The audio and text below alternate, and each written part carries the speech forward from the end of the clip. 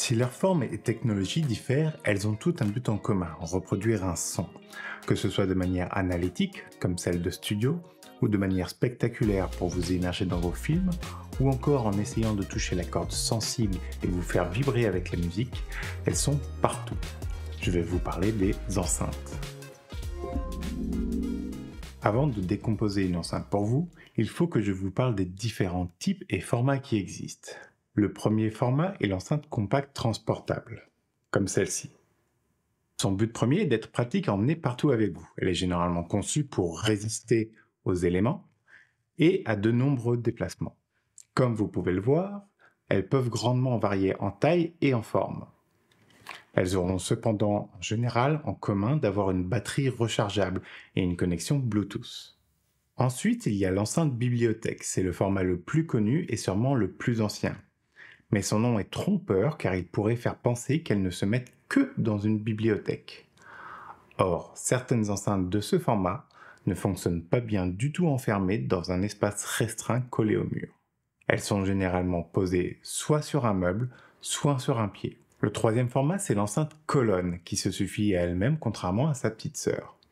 Elle possède en général plus de haut-parleurs, ce qui lui permet d'avoir un spectre plus étendu dans les basses fréquences. Le format suivant est l'enceinte encastrable, qui a pour vocation à être directement intégrée dans les murs ou un faux plafond. On les retrouve en général dans les salles dédiées au cinéma ou dans le plafond du salon. Elles sont utilisées pour jouer les sons qui se trouvent en hauteur, pour les bandes son en Dolby Atmos ou DTS:X. Le cinquième format est l'enceinte murale, qui est généralement utilisée pour éviter d'avoir des pieds d'enceinte au sol, ou pour des raisons esthétiques. En home cinéma, on utilisera aussi une enceinte dite centrale. Elle hérite son nom de par sa position relative à l'écran. Elle sert en général au dialogue. Cousine de l'enceinte bibliothèque, il y a l'enceinte surround. Elle ressemble à deux enceintes bibliothèques qui auraient fusionné. Elle a pour but de reproduire les sons latéraux d'un film de manière enveloppante. Il y a aussi les enceintes Atmos, qui elles sont positionnables, soit sur une enceinte bibliothèque, soit sur une enceinte colonne. Elles pointent vers le haut pour créer un effet d'auteur dans le son, et ce, par réflexion. Elle peut être aussi positionnée directement en hauteur sur un mur. L'angle qu'elle possède envoie alors naturellement le son vers vous. Pour ceux qui voudraient profiter d'un son dans leur jardin, il y a les enceintes d'extérieur, qui, elles, peuvent se revêtir d'un camouflage pour passer inaperçues, comme la Rock de Artsound. Il y a des enceintes qui ne possèdent qu'une face à l'avant. On les appelle Open Baffle. Et on finit par celle qui nous fait tous vibrer, le subwoofer ou caisson de basse. C'est la plus grosse. Elle s'occupera des fréquences en général en dessous de 80 Hz. Maintenant que nous avons vu les formats, parlons des différents types d'enceintes. Nous avons les enceintes dites passives. Elles possèdent ce titre car elles doivent être nourries du signal sonore et d'électricité pour fonctionner. Au contraire, nous avons les enceintes dites actives. Dans ce cas, elles possèdent déjà un amplificateur et auront alors seulement besoin du signal sonore. Cousine des enceintes actives, vous avez les enceintes connectées. En plus d'un amplificateur à l'intérieur, elles peuvent avoir d'intégrer un ou plusieurs éléments d'un système son complet, comme un préamplificateur, un ampli RIA pour platine, une connexion réseau, du Bluetooth, etc., etc. Attaquons maintenant l'extérieur de l'enceinte. Commençons avec la boîte qui contient tout. J'ai nommé le caisson. Il est aussi parfois appelé coffret. Il est généralement en bois, plus précisément en fibre de bois, que l'on appelle communément MDF, ou dans sa version un peu plus dense, HDF. Il sera recouvert d'une finition pour l'esthétique, soit d'une peinture comme les enceintes de chez Arendal, d'un vinyle imitation bois, d'un vinyle imitation cuir comme la série Réserve de Polk, ou encore par une très fine couche de vrai bois noble, alors appelé plaquage. Vous allez me dire, mais pourquoi pas en bois massif ?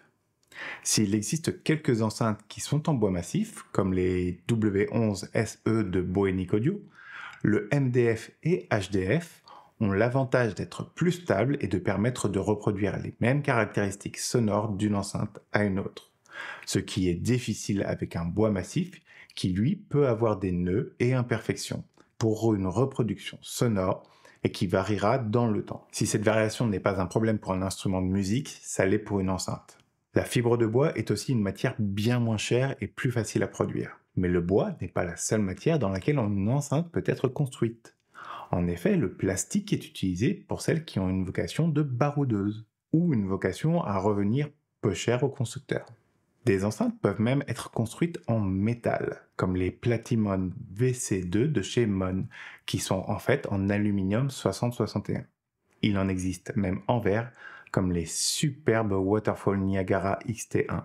Maintenant que vous connaissez les différentes matières qui peuvent le composer, voyons quelle est sa fonction. Le caisson a plusieurs fonctions importantes. Protéger le haut-parleur des chocs et de la poussière, créer une chambre acoustique. Le caisson détermine alors la façon dont les ondes sonores produites par le haut-parleur sont diffusées dans l'espace. Elle permet aussi d'accorder le haut-parleur. La taille et la forme du caisson peuvent être ajustées pour optimiser la performance du haut-parleur. L'autre élément extérieur d'une enceinte, c'est le ou les pieds. Il peut être directement intégré à l'enceinte dans le cas d'une enceinte colonne, ou être séparé comme ce fait pour les enceintes bibliothèques, voire réduit à de simples patins si vous posez vos enceintes sur un meuble. Ils ont 3 vocations. Amener celle-ci à une certaine hauteur pour que le point de diffusion optimum soit à la hauteur de vos oreilles. La deuxième vocation est d'orienter l'enceinte pour que les sons de chaque élément de celle-ci vous parviennent au même moment. Et enfin, d'isoler l'enceinte du sol ou du meuble pour éviter les effets de résonance ou de couplage. Un élément que vous verrez peu sur les photos des constructeurs, c'est la grille. Elle a pour but de protéger les éléments fragiles de l'enceinte. Elle est souvent mise de côté car généralement peu esthétique, et aussi car elle peut parfois modifier légèrement le son de l'enceinte. Vous retrouverez aussi parfois une ouverture, appelée évent. Il permet aux basses fréquences de s'échapper.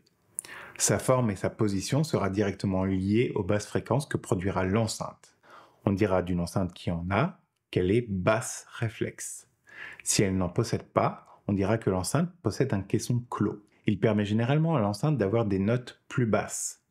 Mais l'enceinte sera alors beaucoup plus sensible au placement près d'un mur par exemple. Les caissons clos l'étant beaucoup moins et semblent plus précis et rapides, mais descendent alors généralement moins dans les graves. L'autre élément extérieur que vous retrouverez sur chaque enceinte est le bornier.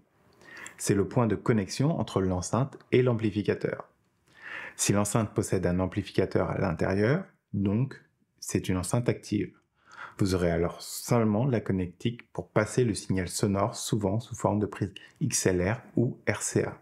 Si cette vidéo vous plaît, vous pouvez soutenir la chaîne en cliquant sur le pouce. Et n'hésitez pas à vous abonner pour ne pas manquer les prochaines vidéos. Merci de votre soutien. Passons maintenant à l'intérieur de l'enceinte, le haut-parleur ou transducteur. C'est le cœur de l'enceinte et souvent bien un star. Il est composé de plusieurs éléments. Le cône. C'est la partie vibrante du haut-parleur, généralement en papier, en métal ou en composite.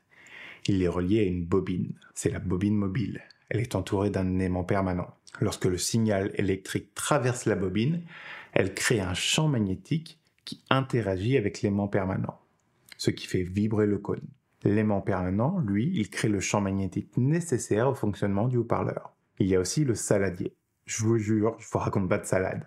C'est la structure généralement en métal qui supporte le cône, la bobine et l'aimant. Le spider, lui, maintient le cône centré et l'empêche de frotter contre le saladier. Il y a aussi le joint d'entourage.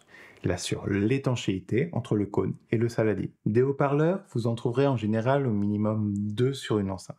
Vous aurez un tweeter qui s'occupera des aigus, un midwoofer ou médium qui s'occupera du registre médium, et parfois aussi du grave, un woofer qui s'occupera, lui, du grave, et le subwoofer qui s'occupera, comme dit précédemment, de toutes les fréquences en dessous de 80 Hz. Un autre élément qui, lui, est invisible, car caché à l'intérieur de l'enceinte, c'est le filtre, ou crossover en anglais. Il n'a rien à voir avec celui de votre machine à café. C'est un circuit électronique qui répartit les fréquences audio entre les différents haut-parleurs d'une enceinte.